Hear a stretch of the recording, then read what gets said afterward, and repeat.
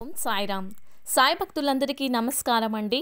సాయిబాబా దయ వల్ల మీరు మీ కుటుంబం ఎక్కడున్నా కూడా సుఖంగా సంతోషంగా ఎప్పుడు కూడా ఆయురారోగ్యాలతో ఉండాలని చెప్పి సాయిబాబా తరపున నేను కూడా కోరుకుంటున్నానండి. ఇక ఈరోజు వీడియోలో మన బాబా గారు ఒక చక్కని మరో మంచి సందేశంతో మన ముందుకొచ్చారు. మరి ఆ సందేశం ఏంటో తెలుసుకుందాం.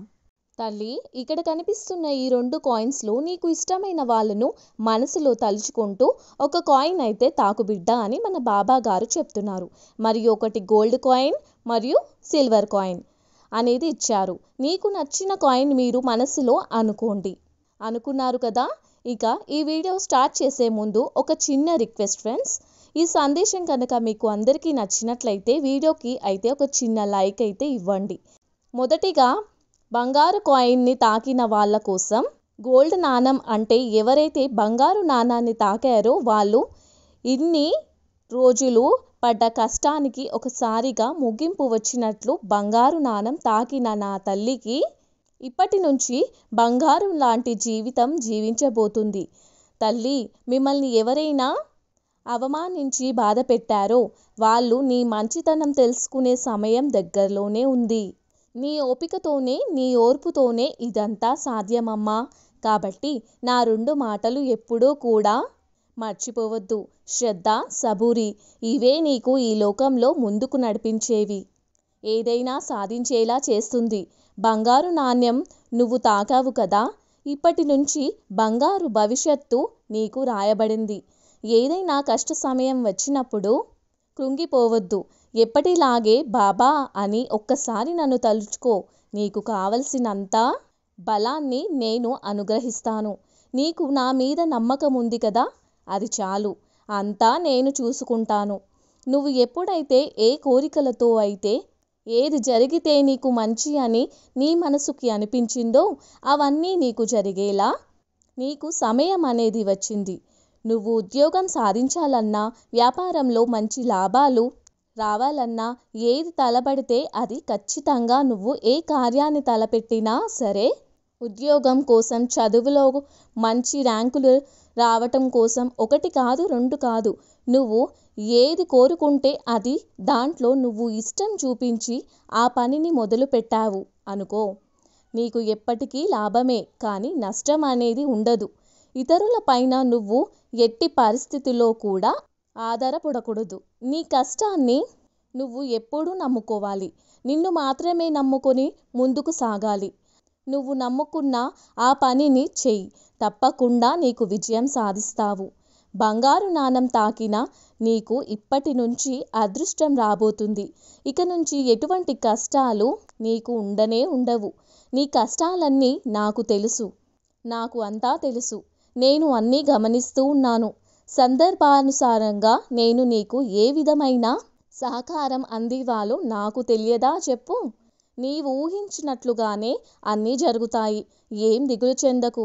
నా మాట మీద నా మీద నమ్మకం ఉంటే ధైర్యంగా ఉండాలి. అంతా నువ్వే చూసుకోండి బాబా అని అంటావు. మనసులో మాత్రం ఏదో ఒక మూలన సందేహంతో ఉంటావు. బాబా ఇస్తాడా చెయ్యాడా, ఇంతకు బాబాకు నేనంటే ఇష్టమా లేదా అని నువ్వు ఒక సందేహంతో అనుమానంతో బ్రతుకుతున్నావు. ఒకటి తెలుసుకో బిడ్డా, నా ఆశీస్సులు ఎంత ముఖ్యమో నీ పైన నీకు నమ్మకం కూడా ఇంకా ముఖ్యం. నిన్ను ఎవరు మార్చలేరు. నీ చెడు గుణాలు నుంచి తప్పించుకోవటానికి దారి నేను చూపిస్తాను. అయితే మరి ఆ దారిలో నడవాలో వద్దో నిర్ణయం మాత్రం నీదే.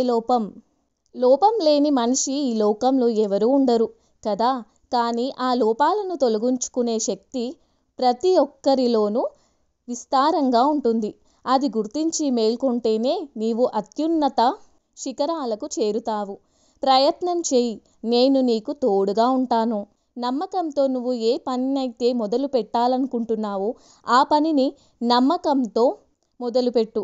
ఖచ్చితంగా నువ్వు అనుకున్న అవకాశాన్ని, నువ్వు అనుకున్న సందర్భానికి ఏదైనా సరే నువ్వు అనుకున్న పని ఖచ్చితంగా నెరవేరుతుంది. ఎల్లప్పుడూ సంతోషంగా ఉండాలన్నది నీ ఆలోచన, కోరిక. అయితే ఎల్లవేళలా ఒకలానే ఉండాలి అంటే సాధ్యమైనా చెప్పు. నీవు ఎదుటి వారిని చూసి వారు ఎల్లప్పుడూ ఆనందంగా నవ్వుతూ హాయిగా గడుపుతున్నారు. నాకెందుకు ఇలా అన్ని సమయాల్లో బాధపడుతూ ఉంటావు బాబా అని నువ్వు బాధపడుతూ ఉన్నావు కదా. నీ బాధకు కారణం ఎదుటి వారా లేక నీవేనా? ఒక్కసారి ఆలోచించు. నువ్వు నిర్మలమైన మనసుతో ఆలోచిస్తే సమాధానం ఏంటో నీకు తెలుస్తుంది. ఎవరైనా నిన్ను ఒక మాట అని కించపరిస్తే అప్పుడు బాధపడటం సహజం. కానీ ఇప్పుడు నువ్వు చేసేది ఏంటో తెలుసా? బాబా, నాకు ఎందుకు ఇలాంటి పరిస్థితులు ఇచ్చావు? నా మీద దయ లేదా? నిత్యం నన్ను బాధించే వారితో పాటుగా నీవు కూడా నన్ను బాధిస్తున్నావా అంటూ నా పైన నిందలు వేస్తూ ఉన్నావు. నిన్ను ఇంకొకరు కష్టపెట్టే అవకాశం లేదు.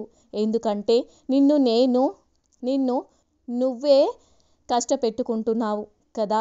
ఎదుటి వారి ఆనందం చూసి నువ్వు బాధపడతావు తప్ప వారు వచ్చి నిన్ను ఏమీ అనలేరు కదా. వారి జీవితంలో ఎన్ని సమస్యలున్నాయో ఎవరికి తెలుసు? ఎన్ని సమస్యలు ఉన్నాయో సంతోషంగా ఉండాలని వారు అనుకుంటూ ఉన్నారేమో. అలాగే ఎల్లప్పుడూ చిరునవ్వు కలిగి ఉంటే ఎంతటి సమస్యలైనా సరే తొలగిపోతాయని వారు నమ్ముతారేమో. ఒకటి తెలుసుకో తల్లి, బాధ, కష్టం, నష్టం లేని వారంటూ ఎవరూ ఉండరు కదా. నీకు ఉన్నంతలో సంతోషంగా ఉండటానికి ప్రయత్నించు బిడ్డా. నీ ప్రవర్తన నీ కుటుంబాన్ని ఇబ్బంది పెడుతుంది.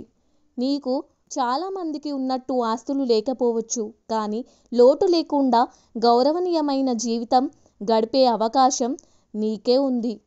ఇక నుండైనా ప్రశాంతమైన జీవితం కోసం మనసులో ఆర్థికంగా ఆరోగ్యపరంగానూ నీకు నీ వాళ్లకు మంచి జరుగుతుందని నీవు ఈ విధంగా మనసులో సంకల్పం చేసుకునే ఆలోచనలకు బదులు జీవితంలో ఉన్నంత ఎదిగే ఆలోచనలకు పెంచుకుంటే ఉపయోగకరంగా ఉంటుంది. నీపై నీ పిల్లలపై ఎప్పుడు కూడా నా ఆశీర్వాదం ఉంటుందని నేను నీకు మాటిస్తున్నాను అని బంగారు నాణం తాకిన వాళ్ళ కోసం అయితే బాబా గారు ఈ సందేశాన్ని ఇచ్చారండి. మరియు నెక్స్ట్ సిల్వర్ కాయిన్. వెండి నాణాన్ని తాకావు కదా తల్లి, ఇప్పటి వరకు పడిన కష్టాన్ని నీకు దూరం అయినట్లే. రాబోయే రోజుల్లో ఆనందంగా జీవిస్తావు. ఒకేసారి నీకు ఆనందం రాకపోయినా సరే, కొద్ది కొద్దిగా నీకు ఆనందమైన జీవితాన్ని నువ్వు అనుభవిస్తావు. ఆ కొద్దిగా వచ్చిన ఆనందమైన జీవితం నీకు ఎప్పటికీ ఉంటుంది. ఇక నువ్వు ఏది మాట్లాడినా సరే కొంచెం ఆచితూచి మాట్లాడాలి. తొందరపడి నిర్ణయాలు తీసుకోకూడదు. తొందరపడి ఇతరులను మనసును నువ్వు నీ మాటలతో నొప్పించవద్దు. ఎన్నో రోజుల నుండి ఎదురు చూస్తున్న సంతోషకరమైన వార్త నీకు తప్పక తీరబోతుంది. నా దయ వలన నా మీద నమ్మకం పెట్టుకున్న నీపై ఎలాంటి ఆటంకాలను రాకుండా తట్టివేస్తున్నాను.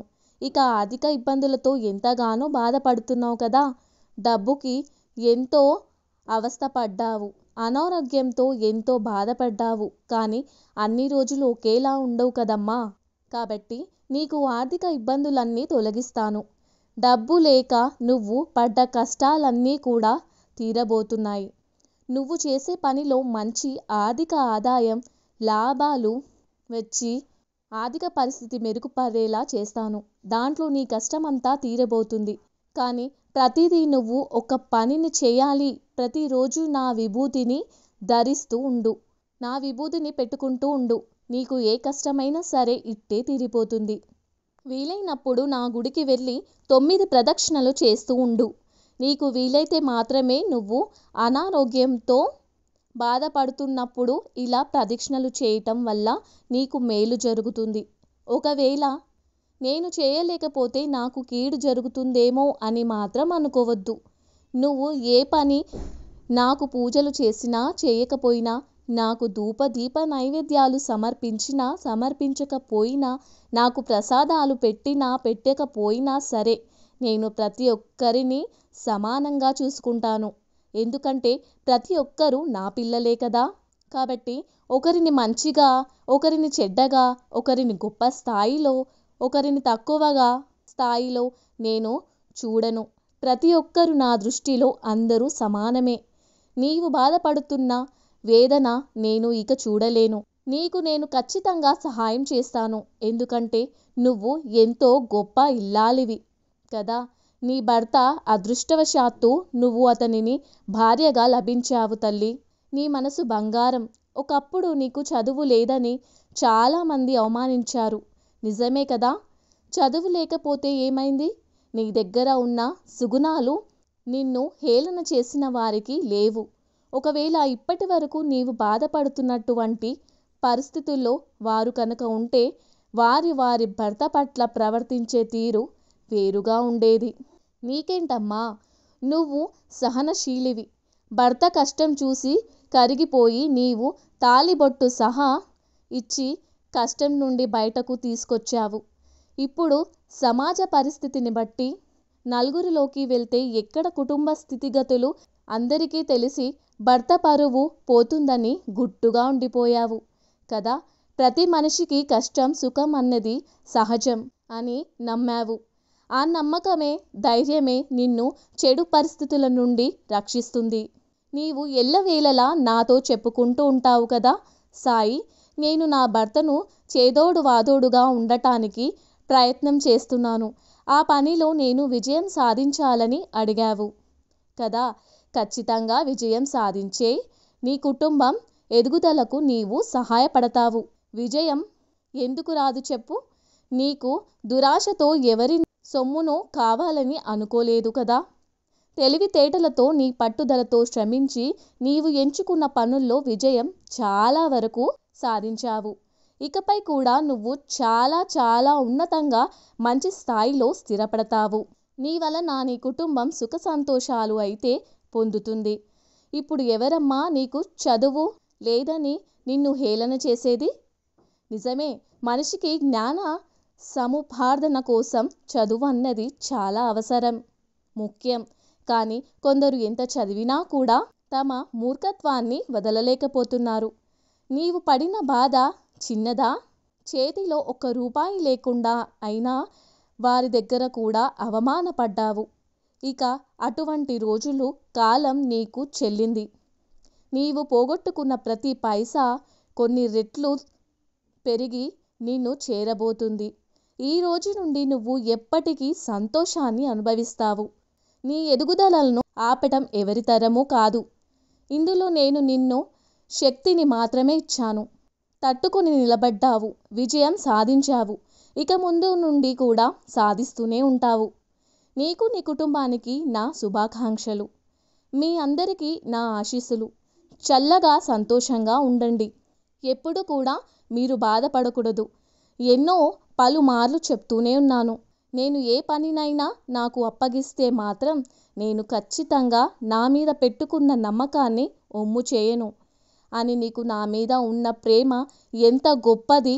నీవు నన్ను ఎల్లవేళలా నీ బిడ్డలాగే తలుచుకుంటున్నావు కదా తండ్రి.